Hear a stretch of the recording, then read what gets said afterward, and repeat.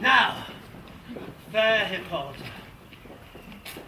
our nuptial hour draws on apace, but oh, methinks how slow this old moon wanes. She lingers my desires, like to a stepdame or a dowager, long withering out a young man's revenue. 4 days will quickly steep themselves in night. 4 nights will quickly dream away the time. And then the moon, like to a silver bow, new bent in heaven, shall behold the night of our solemnities. Go, Philostrate, stir up the Athenian youth to merriments. Awake the pert and nimble spirit of mirth. Turn melancholy forth to funerals. The pale companion's not for our pomp.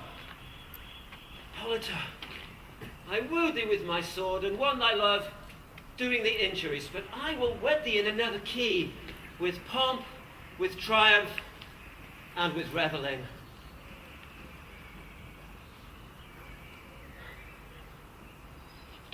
Happy Theseus, our renowned Duke! Thanks, good Aegeus. What's the news with thee? Full of vexation come I about our child, my daughter Hermia. Stand forth, Demetrius. My noble lord, this man hath my consent to marry her. Stand forth, Lysander, and my gracious Duke, this man hath bewitched the bosom of my child. Thou, Lysander, hast given her rhymes and exchanged love tokens with my child. Thou hast sat moonlight at her window sung with verses of rhymes, nutmegs, with all sorts of rhymes, and has exchanged love tokens constantly with my daughter, with ribbons of hair and rhymes, all times, and exchanged love tokens constantly with my daughter, and my gracious Duke, be it so, she will not consent to marry with Demetrius. I beg the ancient privilege of Athens, as she is mine, I may dispose of her, which shall be either to this gentleman or to her death, according to our law, immediately, provided in that case. What say you, Hermia? Be advised, fair maid.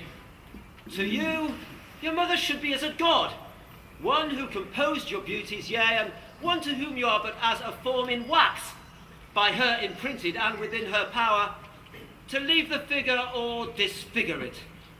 Demetrius is a worthy gentleman. So is Lysander. In himself he is, but in this kind, wanting your mother's voice, the other must be held the worthier. I would my mother look but with mine eyes. Rather your eyes must with her judgment look. I do entreat your grace to pardon me. I know not by what power I made bold, nor how it concerns my modesty in such a presence here to plead my thoughts. But I beseech your grace that I may know the worst that may befall me in this case if I refuse to wed Demetrius. Either to die the death, or to abjure forever the society of men. Therefore, fair Hermia, question your desires. Know of your youth, examine well your blood, whether, if you yield not unto your mother's choice, you can endure the livery of a nun. For to be in shady cloister mute, to live a barren sister all your life, chanting faint hymns to the cold, fruitless moon. Thrice blessed they that master so their blood to undergo such maiden pilgrimage. The earthlier happy is rose distilled than that which withering on the virgin thorn grows, lives, and dies in single blessedness. So will I grow, so live, so die, my lord, ere I will yield my virgin patent unto his lordship, whose unwished yoke my soul consents not to give to sovereignty. Take the time to pause, and by the next new moon, the seeming day betwixt my love and me for everlasting bond of fellowship, upon that day either prepare to die for disobedience to your mother's will, or else to wed Demetrius as she would, or on Diana's altar to protest for austerity and single life. Oh, relent, sweet Hermia! And Lysander, yield thy crazy tongue to my certain right. You have her mother's love, Demetrius. Let me have Hermia's. Do you marry her? Scornful Lysander, truly hath my love, and what is mine, my love shall render him. She is mine, and all my right of her. I do his Satan to Demetrius. I am, my lord, as well derived as he, as well possessed. My love is more than his. My fortune every way as fairly ranked, if not with vantage, as Demetrius. And, more than all these boasts can be, I am beloved of beauteous Hermia. Why should not I then prosecute my right? Demetrius, I'll avouch it to his head, made love to Neda's daughter Helena and won her soul, and she, sweet lady, dotes, devoutly dotes, upon this spotted and inconstant man.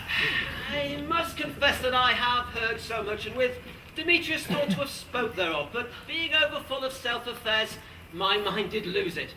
But come, Demetrius, and Aegeus, come, you shall go along with me. I have some private schooling for you both.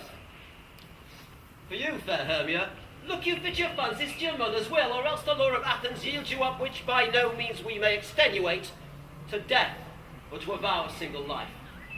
Come, my Hippolyta. What? Cheer, my love? Demetrius and Aegeus, go along. Must employ you in some business against our nuptial, and confer with you on something nearly that concerns yourselves. With duty and desire we follow you.